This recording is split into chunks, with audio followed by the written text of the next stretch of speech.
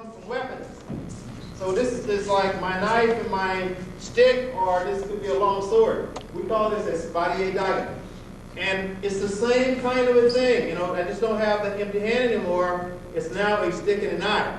But we do different kinds of things with it. When we have the knife, we actually do some interesting things. So the guy comes through here, and I'm going backhand, I'm going to do the same exact thing. So now when I bring through, I bring this in, the hand's gone. Okay?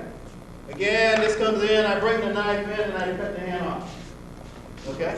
So this is the way you use the knife. On this side here, if I go through with my check here, the hand is gone. I've done the cut check, the same as you did the what? Over here, with empty hand, it doesn't matter whether I'm doing empty hand or not.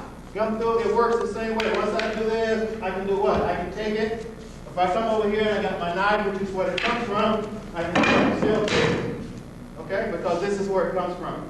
Also, when we do the lock, we do all kind of locks out of this. Guy comes over here, and I bring this in, and I lock this in. And this is an important position to have this hand locked in with the knife blade in the crook of the wrist and locking it into you. With the knife, because it simulates what? The knife. And I bring this in, notice I bring this in and I lock it in, and I would cut through the tendons as I handed the guy. Okay? But from this kind of a lock comes some of the locks that you see in jiu-jitsu and things like this. Remember, this one here, center lock. You got a center lock, you're probably familiar with this, right? From the center lock, there it is. But center lock comes from that knife lock. So say the guy has a stick, and he's over here, and I came in and I lock him in here. There's my center lock, which I translated from a stick or a blade technique, because it's the same idea. Who cares that I got an empty hand and doing that? I got him locked in here and do that. It's the same idea. It's still a center lock, and it still gets translated from a weapons technique to an empty hand. We translated, of course, to people grabbing. Guy grabs, right? And what happens? I lock him, got him down. Okay. So we translate this thing all kind of ways, grabbing no matter what, but it still comes from a weapons technique. So I just want to kind of show you and relate to you how we translate this stuff. This is one of the ways we do that. Okay, why don't we do one more, and then I'm going to do a little bit more empty hand on this. This one here. Oh, I think we got enough, everybody. We'll give you some wooden daggers so you can practice this one. Remember the cut check we did over here? The cut check, obviously this is going to go further. It can go disarming. It can be what? Locking. And here we can do all kind of locking. I can come through here and lock the guy, come up and what? Lock him, and throw him, bring him in with nasty locks and throws and things like this. Out of this kind of thing. We won't do that one, but we're going to do a piece of it. So the guy comes in, we're going to do this one. Block check here. But here, snake the hand through and take the stick. This is what we're going to do. So this is going to be the cut check that you did before, or just a cross block. Don't cut it all the way through. This snakes through, grab the stick, and push it out before he disarms. Okay? We'll do that one, and I want you to work that center lock so you can get it with the stick. So we'll come through here and lock this one in, and press and do the lock.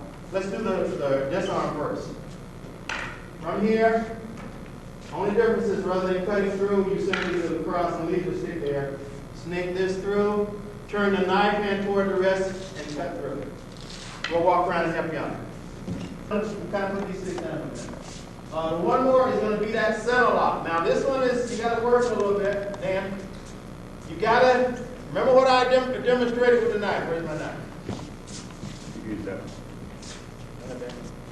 Now the thing about it is on this side here, you're not using your hand. We're going to be using the hand, but we're just going to show this to demonstrate.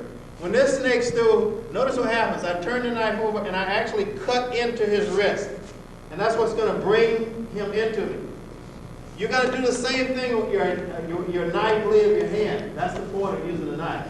To see that we try to simulate the movement of the knife with the empty hand. The thing about it is, the important thing about it is that for center lock, we know the position that the hand is in. Center lock works this way. Well, first of all, the center lock, elbow has to be out.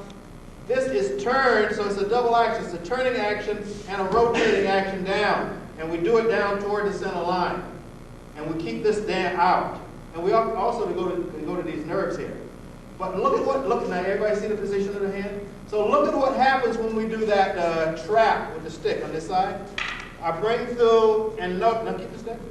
Right? I bring through and notice my hand, by cutting into the wrist, puts his hand in the same position. And it doesn't matter, like I did before, that I reach and touch that nerve and pull down, keeping this in place. It doesn't matter which side I do it on, as long as I'm doing it. So from here, if I reach across here, still keep in position, I can still do the center lock with the stick. And that's what we want to do. To reach through, lock it in, and what? Keep the relative position and do our center lock. Let's try that.